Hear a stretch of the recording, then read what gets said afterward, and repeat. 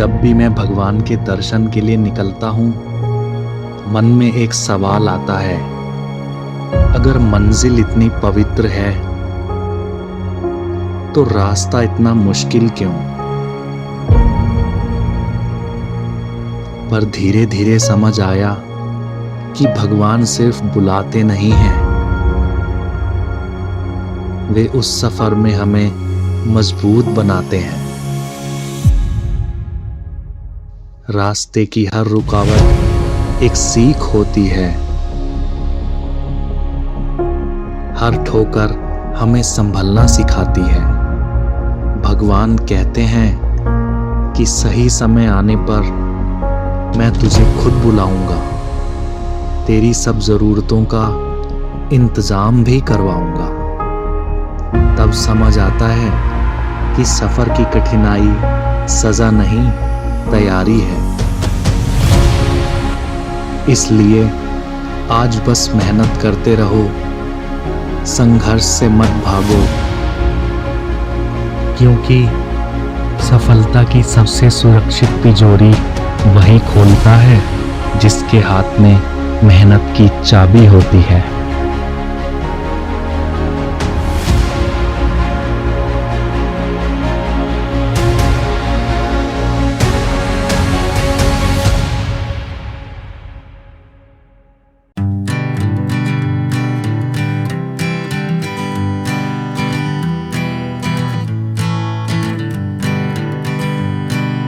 Hanging on, walking tall.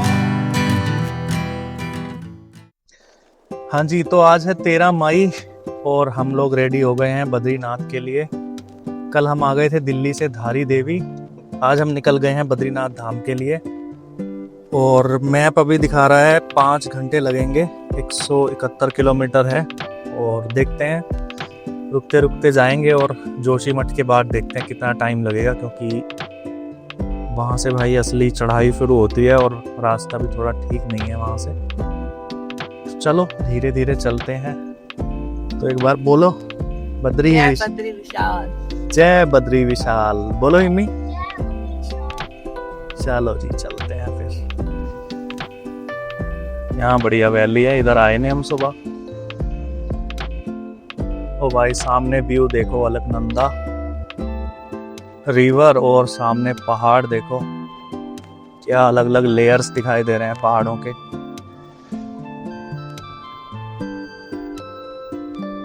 और हमने stay बिल्कुल रिवर के साइड में ही एक होम स्टे है वहां किया था, और 1400 रुपये में हमें मिल गया था। अच्छा था रूम, एक रात रुकने के लिए सही है यार।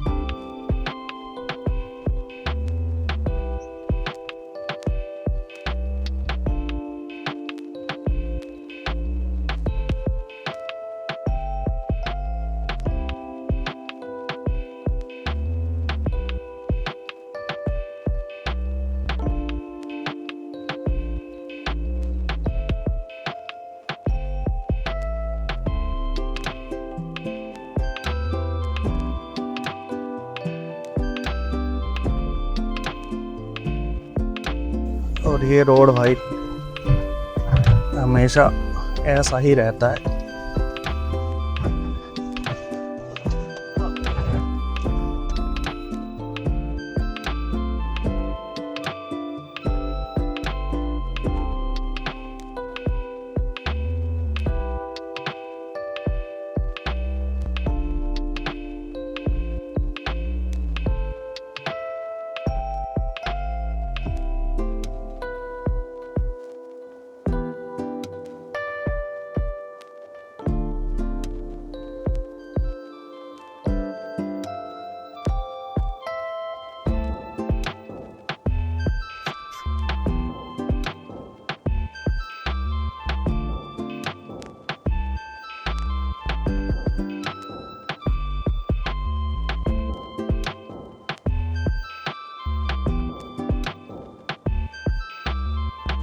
और यार अभी अभी यात्रा शुरू हुई है और ये खूबसूरत नज़ारे देखकर सच में दिल खुश हो गया। सड़क का हर मोड़ एक नया और शानदार व्यू लेकर आ रहा था। ऐसा लग रहा था जैसे हिमालय अपनी खूबसूरती से हमारा स्वागत कर रहा हो। यात्रा तो अभी शुरू हुई है, लेकिन यादगार पल अभी से बनना शुरू हो गए हैं।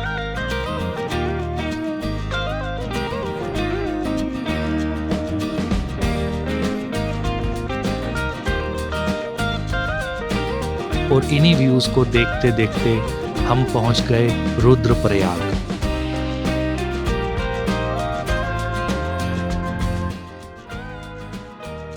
तो ये है भाई रुद्रप्रयाग, एक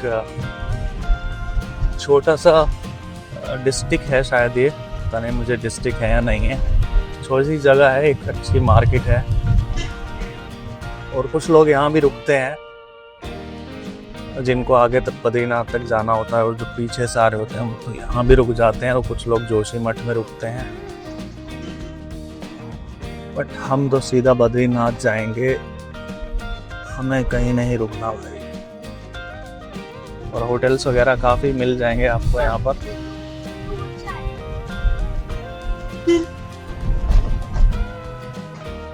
और पीछे एक टनल का काम भी चल रहा था, आपने देखा होगा, तो वो टनल इसी के लिए है, रुद्रप्रयाग को वो बाईपास करते हुए निकल जाएगी। तो यहाँ एंट्री हमें नहीं करनी पड़ेगी, फिर हम सीधा बाहर से बाहर निकल जाएंगे बद्रीनाथ जाने के लिए। तो मे बी नेक्स्ट ईयर वो ओपन हो जाए, नेक्स्ट ईयर तक।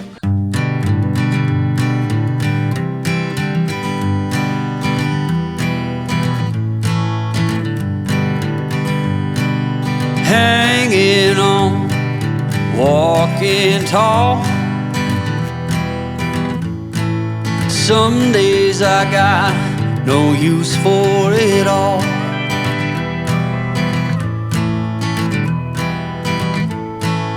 Working hard, making less. Some days are bad, bad at best. तो अभी रुके हैं भाई ब्रेकफास्ट के लिए। अभी टाइम हो रहा है 9:30, और ब्रेकफास्ट करके बस फिर निकलेंगे हम जोशीमठ के लिए, और जोशीमठ में थोड़ा सा रेस्ट करके फिर आगे निकलेंगे बद्रीनाथ के लिए। और बाकी व्यू देखो आप यहाँ से,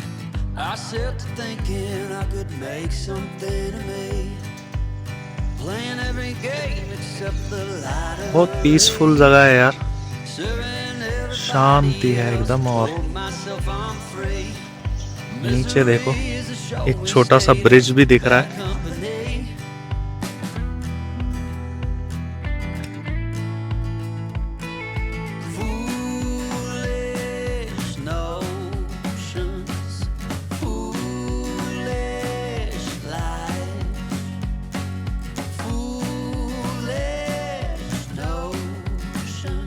They cut me down to size.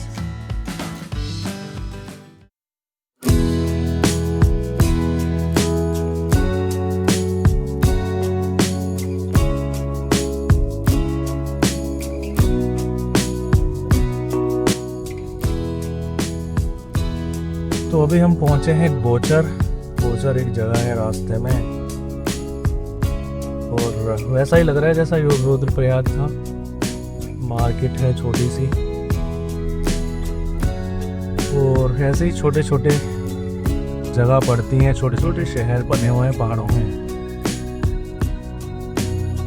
तो ये चमोली में ही पड़ता है। और यहाँ पे यार एक चीज़ बड़ी अच्छी है, वैसे ये चीज़ अब सब हर जगह ही हो रही है जहाँ भी मार्केट होती है, जैसे टूरिस्ट प्लेस में ये बोर्ड की सबकी गाइडलाइन दी हुई है गवर्नमेंट ने। सब लोग इसी तरह से अपने बोर्ड बनाएंगे शॉप के। आप देखो खत्री स्वीट्स, और ये सूरज मिष्ठान भंडार, सौरभ ट्रेडर्स, सब एक ही तरह से बने हुए हैं। तो इससे ये होता है कि यार एक मार्केट अच्छी लगती है, नहीं तो किसी का बोर्ड इतना बड़ा हो जाता है, किसी का दूसरी दुकान में पहुंच जाता है। तो उन सब चीज़ों को ठीक करने के लिए गवर्नमेंट ने गाइडलाइन बना रखी है कि एक जैसे ही बोर्ड बनाएंगे सब। जोशीमठ अभी लगभग 85 किलोमीटर रहता है, तो और टाइम लगेगा अभी, मुझे लग रहा है 2 घंटे लग जाएंगे जोशीमठ पहुंचने में, क्योंकि थोड़ा स्लो चलना पड़ रहा है। बीच बीच में रोड काफ़ी ज़्यादा नैरो आ जाते हैं और बीच में ऐसी मार्केट आती हैं तो टाइम लगता है।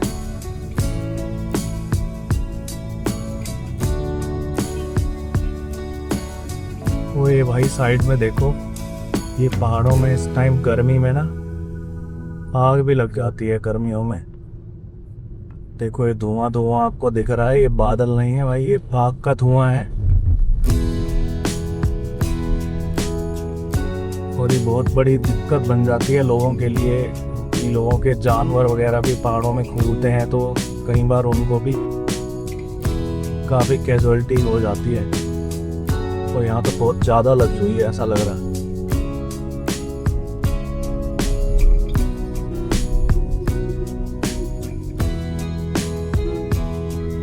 बहुत धुआं हो रखा है भैया, देखो ऊपर चारों तरफ।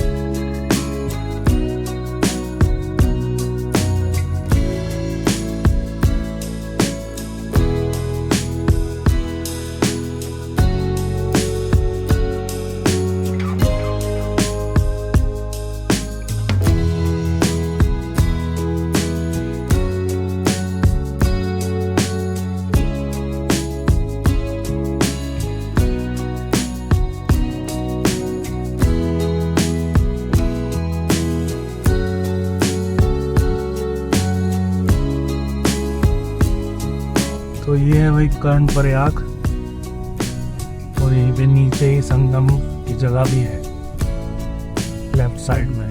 कर्णप्रयाग में भी संगम है और ये संगम है अलकनंदा और पिंडर नदी का। पिंडर नदी वो है जो पिंडर ग्लेशियर आपने सुना होगा, अगर पिंडर ग्लेशियर से निकलती है पिंडर नदी और यहाँ पे मिलती है अलकनंदा के साथ। और आगे लगा हुआ है जाम। तो देखते हैं यहाँ से हम कब तक निकल पाएंगे, चल तो रहे हैं धीरे धीरे।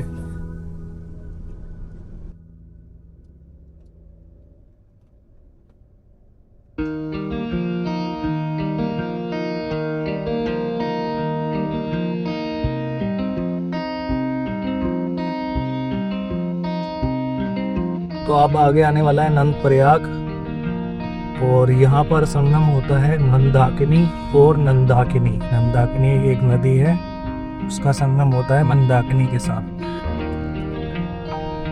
तो अभी लगभग 1 किलोमीटर दूर है, और चलो देखते हैं कैसा है नंदप्रयाग।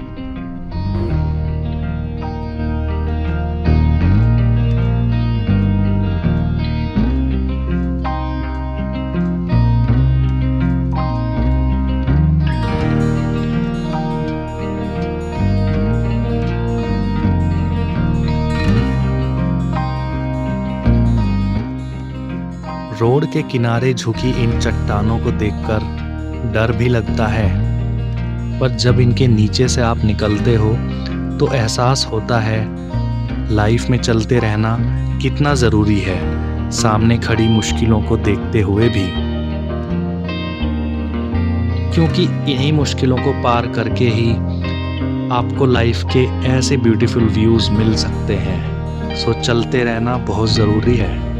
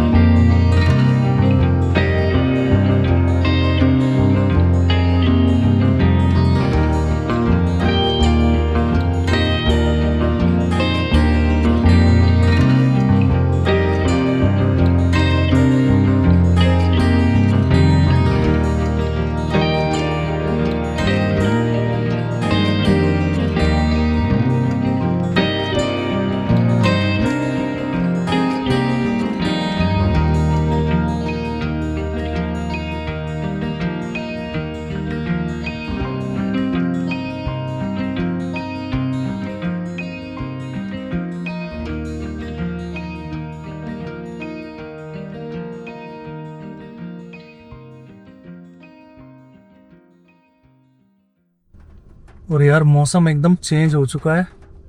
अभी इतनी तेज धूप थी और एकदम से बादल आ गए हैं देखो, और बारिश भी स्टार्ट हो गई है थोड़ी थोड़ी। अभी आगे शायद ज्यादा हो रही होगी। देखो भाई आवाज भी सुनो, तेज हो गई है बारिश।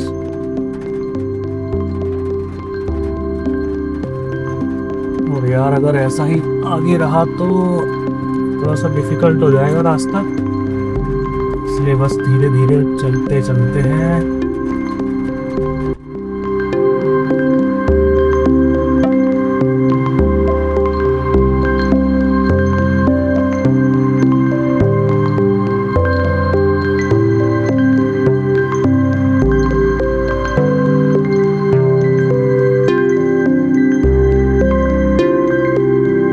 कुछ देर पहले बारिश हुई थी, बट अब मौसम बिल्कुल साफ हो चुका है। हिमालय का मौसम भी कितना अद्भुत है, एक पल में बादलों से घिर जाता है और अगले ही पल सुनहरी धूप बिखेर देता है। जिंदगी भी कुछ ऐसी ही है, थोड़ा धैर्य रखो, समय को गुजरने दो, फिर एक नई रोशनी और एक नया रास्ता आपका इंतजार कर रहा होगा। आज इन पहाड़ों ने सिखाया कि बदलाव प्रकृति का नियम है और हर तूफान के बाद एक खूबसूरत मंजर जरूर आता है। तो एक बार फिर से यार धूप आ गई है, और बस ऐसा ही होता है पहाड़ों का मौसम। अभी 10 मिनट बहुत तेज बारिश हो रही थी, और वो बादल शायद वहीं पहाड़ पर थे और अभी आगे धूप निकल रही है। लेकिन आगे आप देखो पहाड़ों पर और भी आगे दिखाई दे रहे हैं बादल।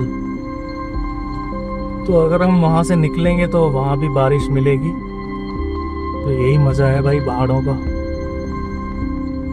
हर तरह के मौसम का मजा आपको मिलता है। और मौसम ज्यादा ही अगर बिगड़ जाए तो फिर मजा बन जाती है सजा।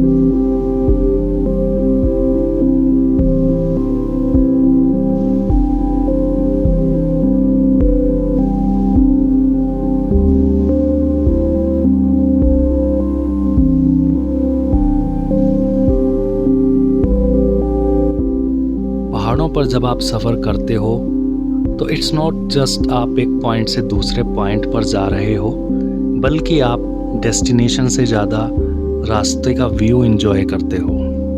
और ऐसे ही कुछ व्यूज़ हमें दिखे जिसको देखकर हम अपने आप को रोक नहीं पाए। तो चलिए आपको भी वो व्यूज़ दिखाता हूँ।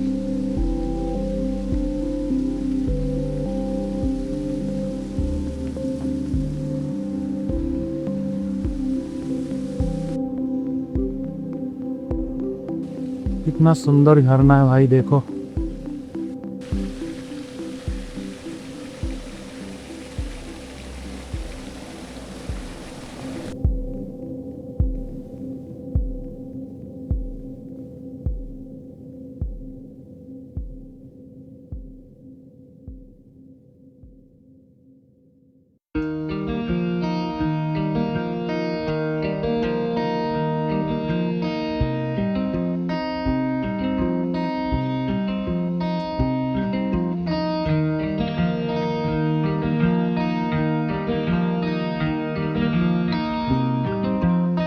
तो यार जोशीमठ हम पहुंच गए हैं ऑलमोस्ट, और बस यहाँ पर ट्रैफिक जैम है। और यहीं पर नरसिंह मंदिर भी है, ये देखो बोर्ड लगा हुआ है।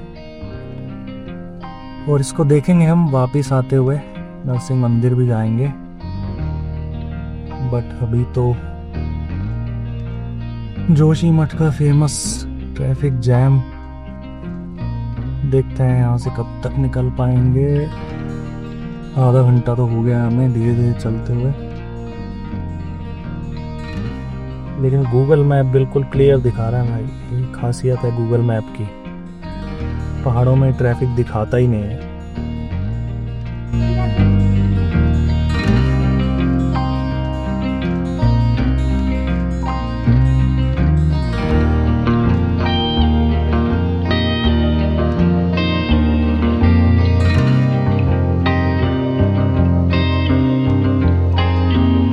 तो भाई अब हम आ गए थे जोशीमठ,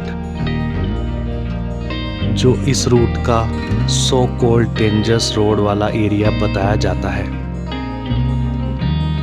बिकॉज यहाँ पर रोड्स बहुत नैरो हैं और कुछ पैचेस बहुत ही ज़्यादा ख़राब हैं।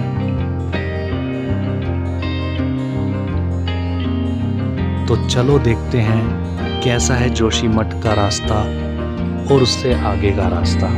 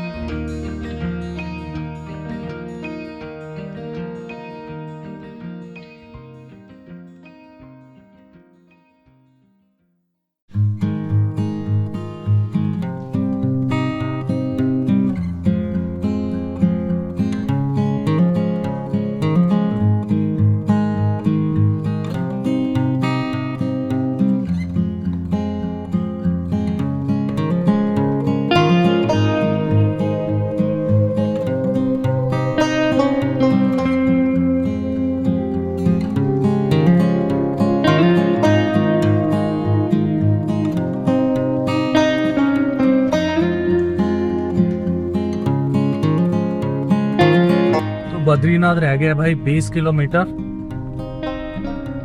वो लगभग अंधेरा सा होने वाला है। अभी टाइम तो ज़्यादा नहीं हुआ है, टाइम तो अभी 4 ही बजे हैं, लेकिन क्योंकि वो नीचे घाटी में सूरज छिप जाता है जल्दी, तो 1 घंटे बाद ही अंधेरा हो जाएगा। तो बस कोशिश यही है अंधेरा होने से पहले पहुंच जाए। और फिर हमने वहाँ पर एक होटल बुक जो किया हुआ है, वहाँ रेस्ट करेंगे और फिर देखते हैं आज दर्शन का अगर लगता है मौका तो आज कर लेंगे, नहीं तो कल सुबह जल्दी दर्शन करेंगे। बाकी रास्ता देखो यार आप, जोशीमठ से आगे तो काफी सुंदर रास्ता है यार, थोड़ा सा कुछ खराब है बीच में 2-3 किलोमीटर का, यह तो बहुत अच्छा रोड बना हुआ है देखो।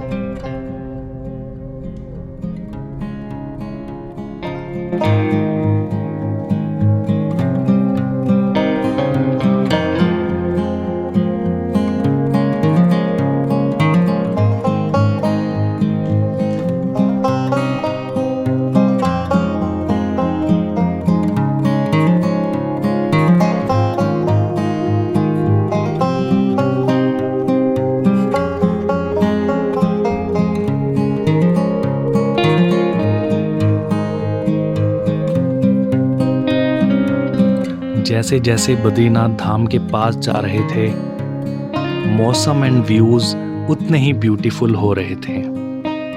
टेम्परेचर जैसे सडनली कम हो गया और बर्फीली ठंडी हवाएं हमें अपने फेस पर फील हो रही थी।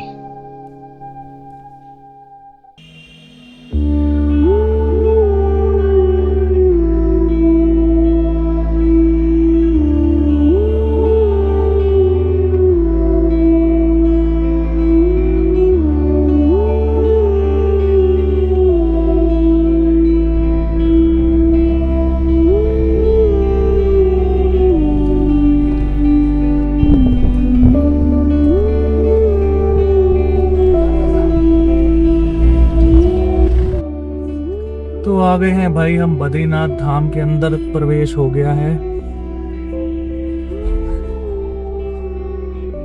और भाई यहाँ का तो मौसम यार अलग ही है। हम तो सोचे थे यार यहाँ भी गर्मी मिलेगी, लेकिन यहाँ तो एकदम मौसम चेंज हो गया है। देखो क्या बर्फ के पहाड़ दिखाई दे रहे हैं।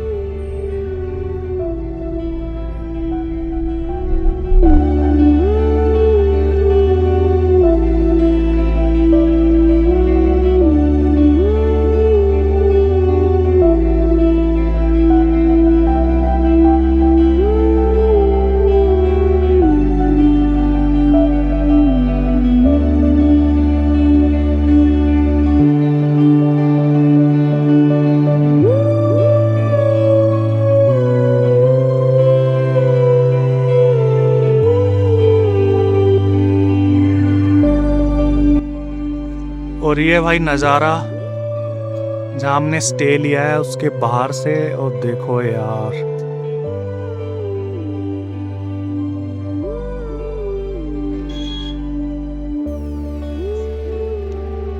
और ये है हमारा स्टे सदगुरु आश्रम। तो ये है भाई अपना रूम आश्रम में जो हमने बुक किया था। सिंपल रूम है, बट इसके भी 3000 पर नाइट इन्होंने रेट रखा हुआ है। गीजर वगैरह है, ये इतना है। 2 बेड हैं, एक सिंगल एक डबल, और सदगुरु आश्रम के नाम से है। और इनकी ऑनलाइन बुकिंग भी हो जाती है, उसका लिंक मैं डिस्क्रिप्शन में डाल दूंगा। अगर आप आ रहे हो तो इसको बुक कर सकते हो, एक नाइट के स्टे के लिए सही ऑप्शन है। और हम भी अभी बस पहुंचे हैं, सामान वगैरह सेट करते हैं और फिर निकलेंगे थोड़ा सा शाम को मंदिर की तरफ। देखेंगे क्या माहौल है, कितनी भीड़ है। तो अभी निकले हैं भाई मंदिर जाने के रास्ते पर, और देखते हैं अगर लगा कि दर्शन अभी हो पाएंगे तो दर्शन अभी कर लेंगे।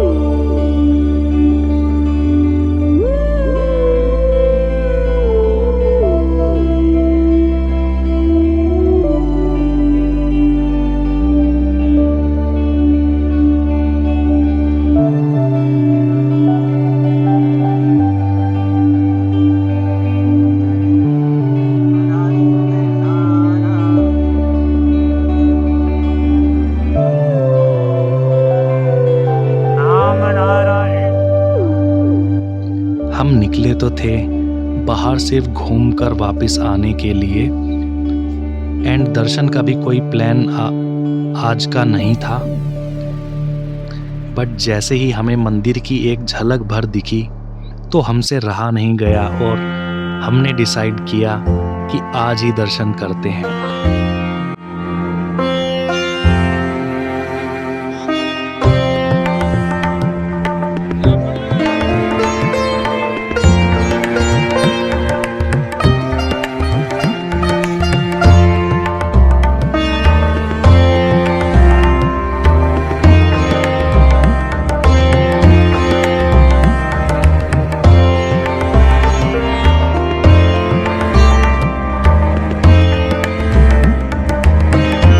और बस फिर जल्दी से प्रसाद लेकर हम पहुंच गए दर्शन की लाइन में लगने के लिए।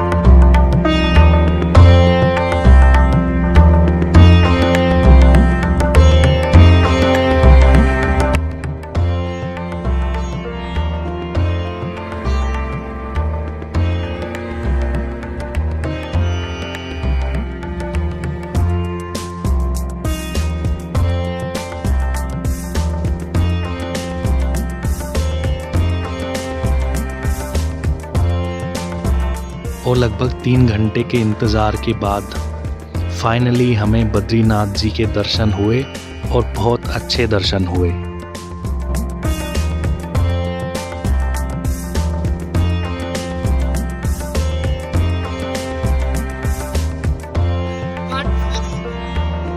तो बद्री विशाल के दर्शन हो गए अपने भाई, और ये देखो मंदिर बाहर से।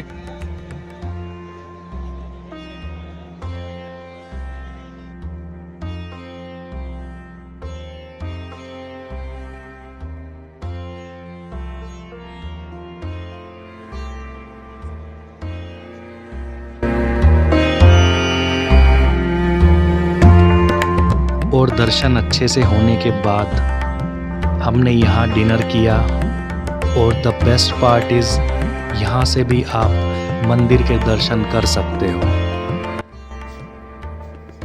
हाँ भाई, तो दर्शन करके हम वापस आ गए हैं बद्रीनाथ जी के, और लगभग 3 घंटे लगे हमें दर्शन करने में। 3 घंटे हम लाइन में थे, उसके बाद हमें दर्शन हुए और बस फिर डिनर करके हम वापस आ गए हैं।